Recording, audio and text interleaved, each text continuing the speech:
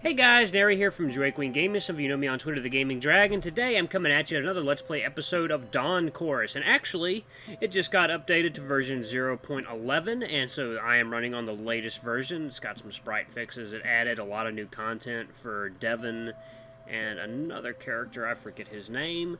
But anyway, guys, let's get right back into it. I am very excited to delve deeper into this.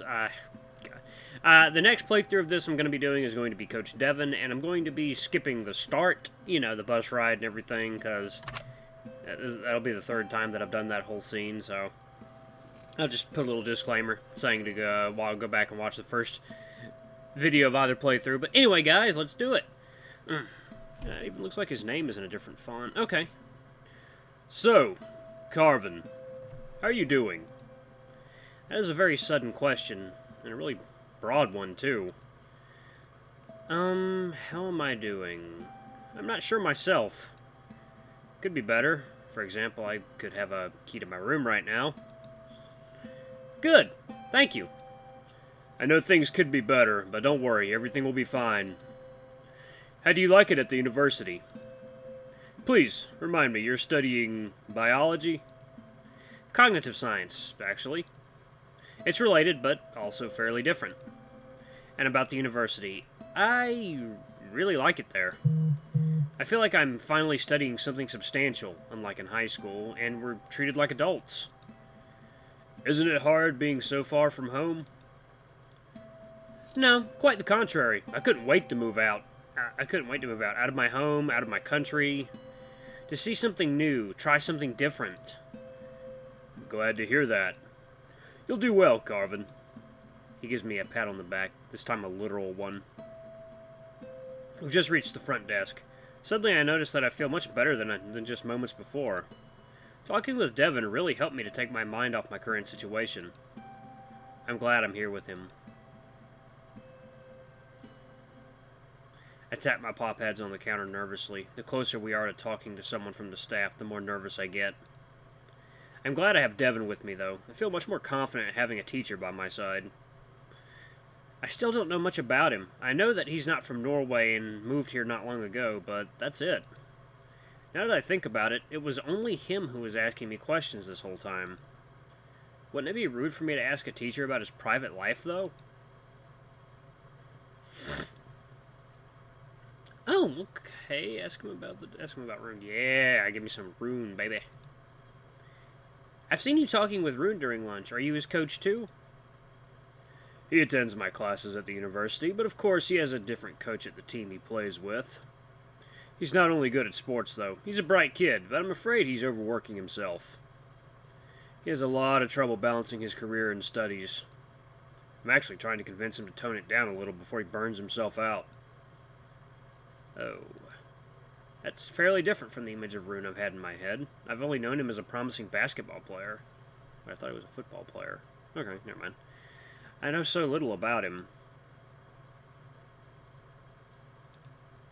Professor, I've seen a Discman on the desk in your room. That's not something you see often. What were you listening to? Oh, yes, it's an old technology, but it has belonged to me since I was a kid. I was listening to American Pawball. American Pawball. It's a band from the 90s. I'd be surprised if you knew them. The name rings a bell, but I can't remember for sure. I will have to check them out later. Before I have a chance to reply, the janitor emerges from the utility room. She's a wolf of an ambiguous age. Could have been 30 as well as 50. God immertadag. Vertrunger du hjälp med? God intermedag. I lost the key to my room. I went to look for it around the guest house, but I couldn't find it anywhere. Guess that means good afternoon. Did anyone find it and return it here? The janitor smiles at me reassuringly, completely unfazed, and I start to suspect that I'm not the first one to lose the key to the room in this guest house. No, not yet, unfortunately. Did you leave the guest house after you got the key? No, I didn't. So, it still has to be somewhere in the guest house. I will keep my eyes open. Let's not assume it's gone. Your name and room number, please. Carvin, room number 17. The janitor opens some ledger, searching for something. Your room is a single one, so we don't have a second key for it. I'll call the office to get the spare key, so that you will be able to access your room in the meantime. She takes an old flip phone out of her pocket and dials a number. Someone on the other side of the line picks it up quickly, and a muffled voice escapes from the small speaker. 1 second, guys.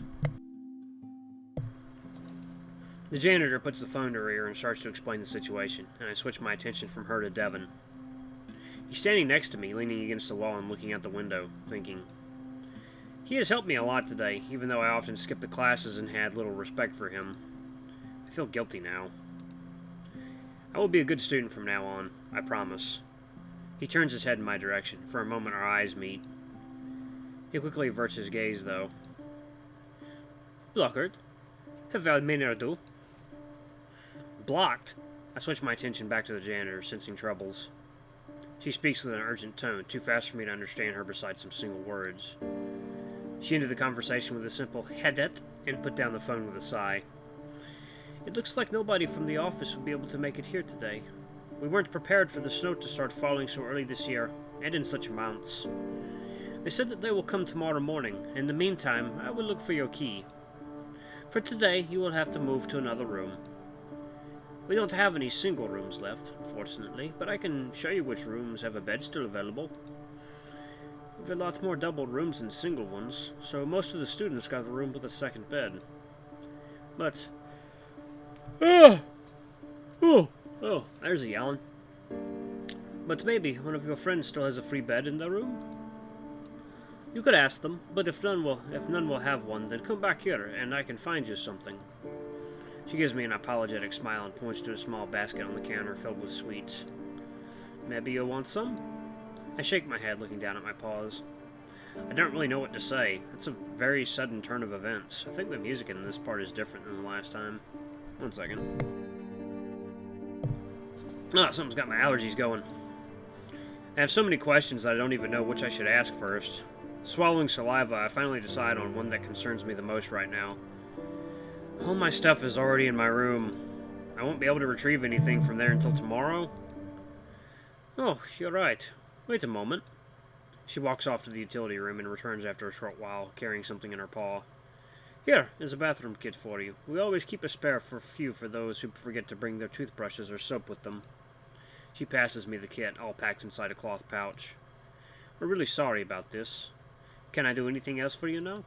I shake my head. If you have any questions or problems, please come back to me and we will try to sort it out.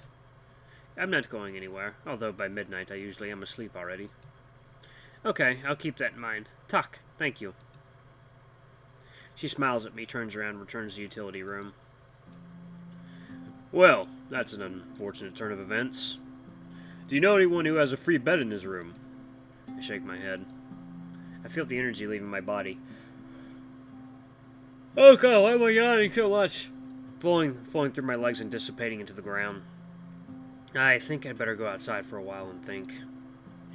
That should be easy to solve. I'll talk with Professor Arn. He should have a list of all the students in their rooms. We'll find you a room for tonight. I appreciate that, but I think I'll just ask among my friends. I'm sure one of them will have a free bed. Okay, I won't interfere then. If you'll need any help, though, please come to me and we will think of something. Wait here for a moment. I'll be right back. Devon sprints off somewhere, leaving me here in the empty lobby. Looking for something to do, I notice a clock on the wall. It's ticking slowly, like a metronome setting the leisurely tempo for the world around it. Perception of time is very subjective, but clocks remind me that its passing is something real and measurable. So much has happened in the last 15 minutes, but the hands of the clock barely moved. The harder I stare at the clock, the slower the hands move. I stand for a while, just listening to the hypnotic rhythm of the slow ticking, and before I get bored of it, Devon returns. Take this if you want to go outside. In his extended paw, he is holding a rain jacket. Damn, he's buff. I took a spare one with me. It's clean and unused. You can return it after you have your room back. Thank you, Devon. This will come in handy. All my stuff is in my room after all, and I'd rather not catch a cold on the first day of camp. If you need anything and I won't be in my room, it means I'm either at the pool or the sauna. Don't worry about the jacket, though. You can leave it here in the lobby if you won't need it. I put it on, and although it's a bit too big, it feels comfortable. Whew. It's not very warm, but it should guard me from the wind and snow. Devon gives me a wide smile. It's still weird seeing him smile. I'm much more used to seeing his stern side he shows during his lessons. Now something makes me think he might be a very different person than I thought. Thank you again, Professor. I promise to take care of it. I turn around and go through the entrance door, leaving the warm and cozy guest house.